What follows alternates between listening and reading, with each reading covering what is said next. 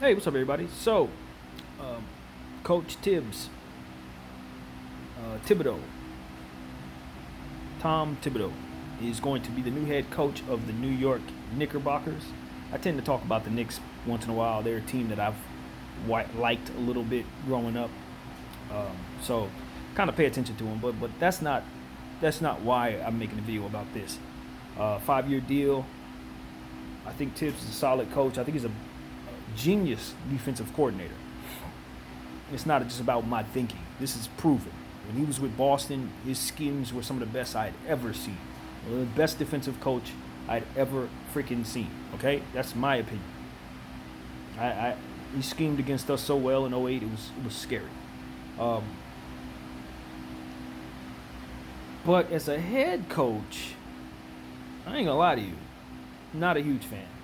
I've watched how he handled Minnesota, and he basically played the starting five 48 minutes a game. That's a philosophy that goes against everything that I believe in regards to how a team should run. It's bad for the 82 game schedule. It's bad for the duration of a player's career. It's bad for your prospects of being injured. It's bad for your energy as it pertains to keeping energy throughout the duration of the season, plus playoffs. You're going to be worn out by playoff time. You're not going to have nothing in the tank. Your bench doesn't develop. Your young players that you draft don't develop, so they don't turn into assets for you because they don't get any playing time experience. They end up just being bust off of sheer lack of playing time. I look at a guy like Bielitsa, who plays for the Kings right now, who had a breakout season. He sat on the Timberwolves bench for like 7 years. You didn't know what he could do. You thought he was just another Zaza Pachulia. He gets to Sacramento and he's putting up numbers that are comparable to some all-stars for stretches at a time. I mean, he's a really, really solid piece to a very, very solid Kings young team. So the fact that Tibbs wasn't able to see that in him, and he's sitting up here playing his starters freaking as much as he did, running those guys into the ground, not getting enough out of Karl Anthony Towns defensively, despite him being the defensive genius that I've claimed him to be. That Timberwolves team was bad defensively, and I just didn't hear a whole lot of good coming out of Minnesota in regards to his tenure there. He just had a horrible reputation of running people into the ground.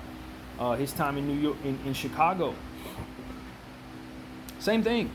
Now, granted, they had issues with I believe, I don't want to mess up the eras, but I believe they were having injury issues with whomever was on the squad. I want to say it was Derrick Rose, but I have to look at the layout of those teams, those Bulls teams, to know who was on the squad. I think it was the Derrick Rose tenure, but whatever the case was, it was pretty much the same reputation for Tibbs there.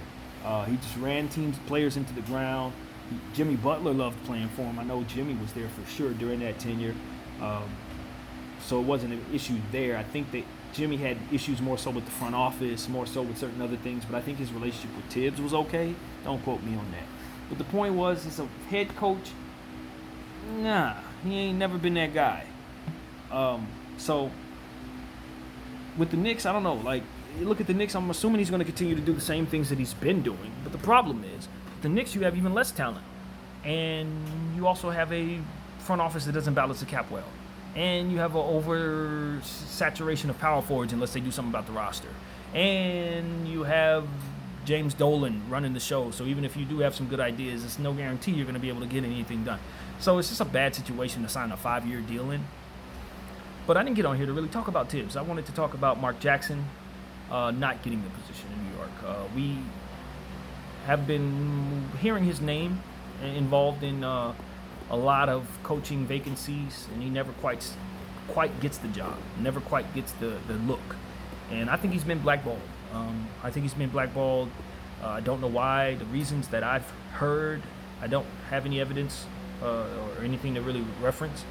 But what I will say is he was very opinionated about his faith, and often brought his faith into the locker room, from what I understand, when he was coaching the Golden State Warriors.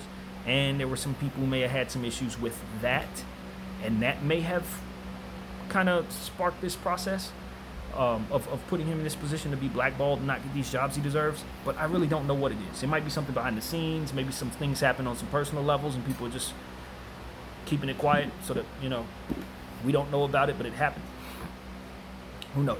I had a chance to speak with Mark Jackson not recently, very long time ago actually. It's everything but recent. This was back in like 2005, 2006, when he used to bring his son to play basketball at this park that I used to play at called Lincoln Park in Santa Monica. And he was a regular there, so I would see him and his son. I played ball with his son a little bit, and Mark Jackson's a nice guy. The guy you see on TV was the exact guy that I met. No different, same energy, good guy, good energy, and good aura about him. So I really hope he's able to get a position. I really hope that his reputation can somehow improve and he can get his job, the job that he deserves. I never thought he should have been fired from Golden State to begin with. I thought that he was doing a great job there. I don't think that they did the wrong decision. I just didn't like how it went down. So I think a lot of people agree with that, and we're hopeful for Mark Jackson. We're rooting for him. So that's what I got, man. I got to run. Got some things to do here. Thanks for watching. My name is BDF. That is my back in the back of my skull, and I'm out.